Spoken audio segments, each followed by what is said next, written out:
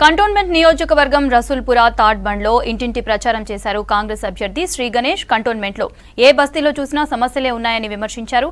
తనను గెలిపిస్తే నీళ్ల సమస్యల పరిష్కరిస్తామని చెప్పారు. పేదలకు ఇందిరమ్మ ఇండ్లు ఇప్పిస్తానని తెలిపారు.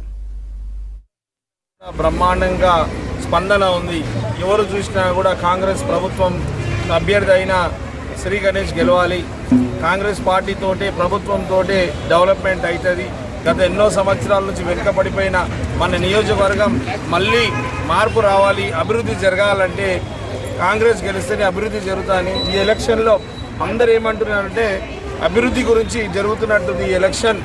ఎందుకంటే ఎన్నో సంవత్సరాల నుంచి వీళ్ళు ఆశించిన ఫలితాలు దక్కలేదు. వీళ్ళ బస్తీల సమస్యలు అలానే ఉంది, వీళ్ళకు నీళ్ళ సమస్యలు అలానే ఉంది, వీళ్ళకు మహిళలకు కూడా కావాల్సిన వసతి ఇప్పటిదాకా కల్పించలేదు.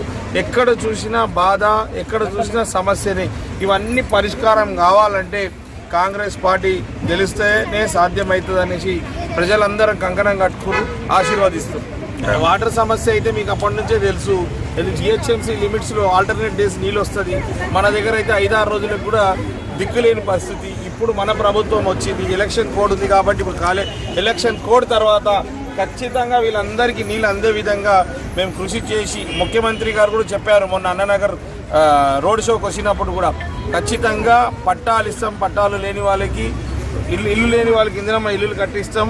ఈ నీళ్ళ సమస్యని శాశ్వతంగా పరిష్కారం చేసి అందరికీ నీళ్లు దక్కే విధంగా ముందుకెళ్తామని వారు చెప్పడం జరిగింది. స్వయాన ముఖ్యమంత్రి గారు రావడం, వారిలందరికీ హామీ ఇవ్వడం చాలా గొప్ప విషయం.